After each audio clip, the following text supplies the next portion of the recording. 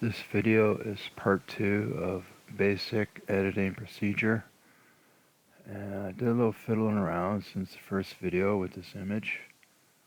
So what we're looking at now is the original.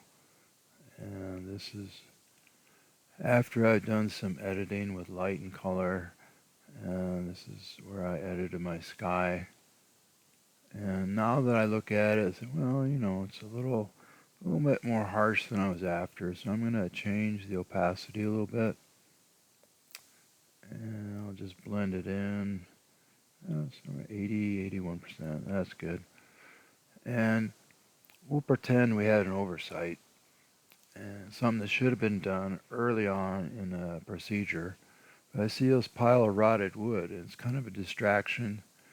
And now I want to get rid of it. One of the problems is that it's on 2 layers here, and so it wouldn't work very good to use clone stamp. Then you'd have to do it to both layers. It wouldn't match, so come up with an alternative method here.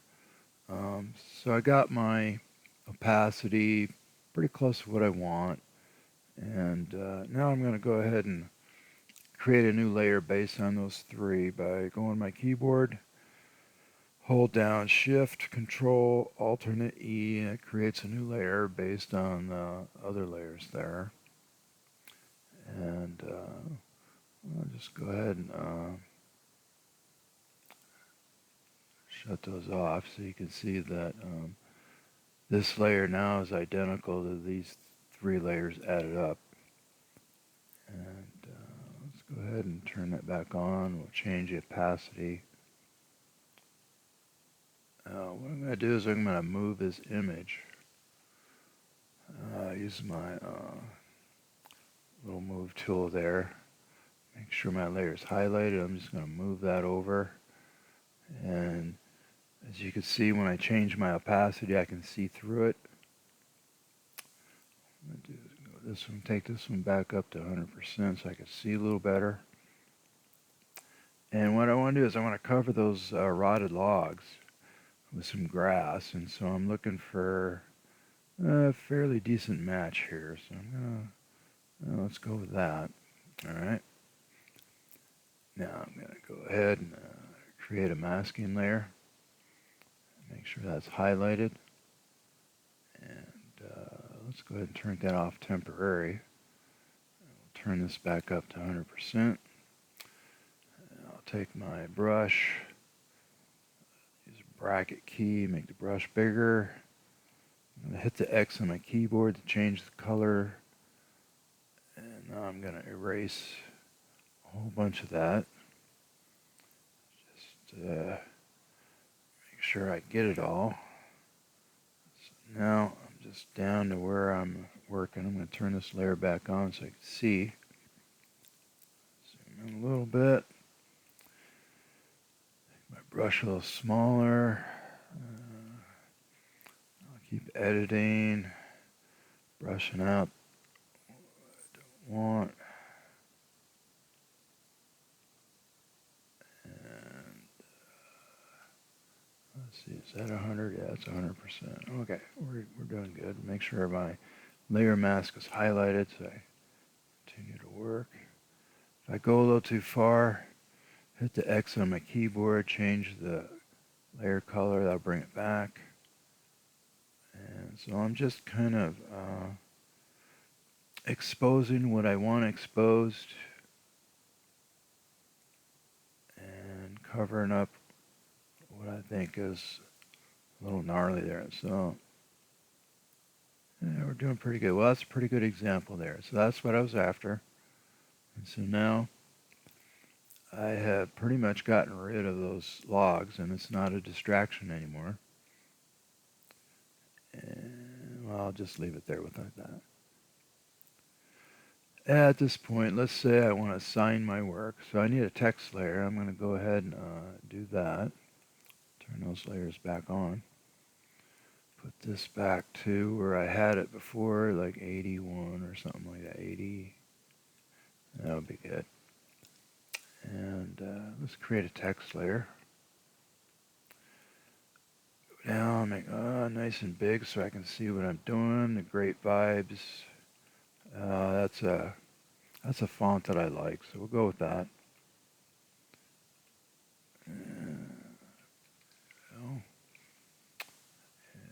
there you go. Got my little text there. Sign my work. If I don't like the opacity, I could always make it a little dimmer if I want. It's a little too. Oh, just put that back up there. Maybe like 93. That's good. Okay. Go ahead and save my work. Okay, I always work in TIFF, so I'm going to save it in TIFF, and that saves all my layers.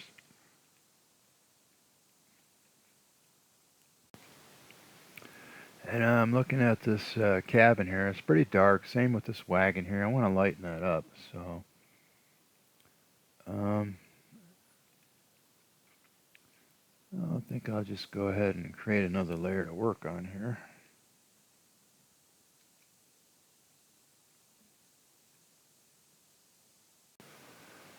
Slight problem creating another layer with the text layer, so I deleted that temporary. Let me make a mask layer here. I want to select the dark area of the cabin as well as the wagon here. So you get the shadows there. That's pretty good. I'm going to go ahead and inverse my selection and delete that. I don't need my selection anymore. Okay, so now I got a mask. And I want to brighten that up. So go to Enhance, Adjust Lighting. There we go. See if we can get that a little brighter.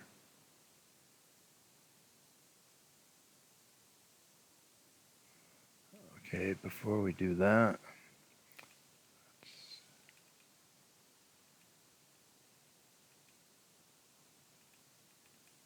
the program's a little slow. Let's try that again. Adjust lighting, brightness, color. There we go. So it helps to highlight the right part of the layer. And I'm going to go ahead and leave it there. That's good.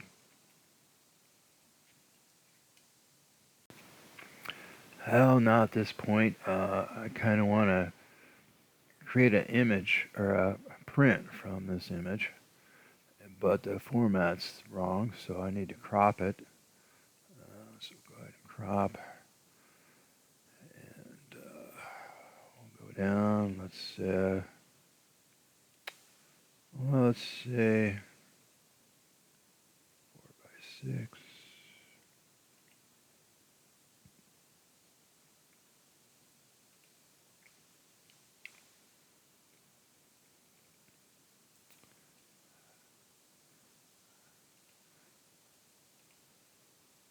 About 5 by 7. How's that?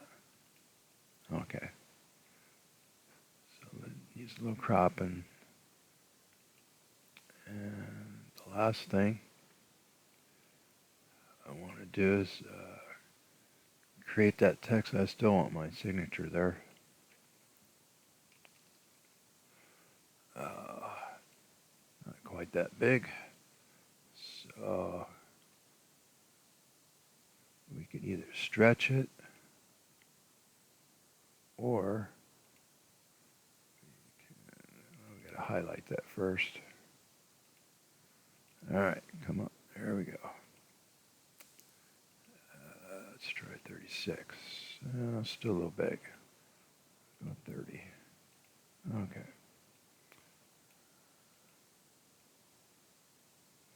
In the corner. Now,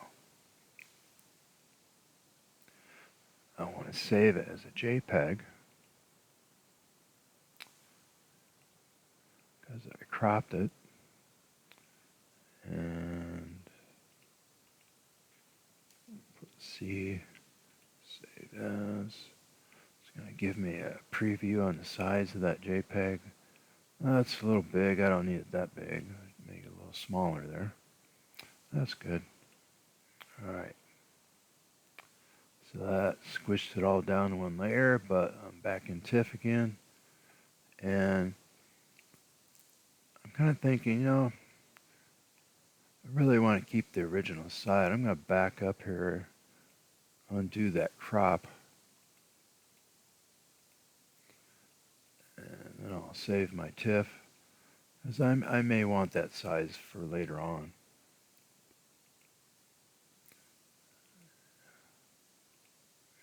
Go. All right.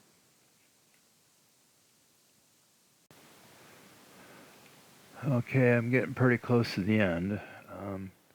So I think deleting those rotten logs probably was a good idea.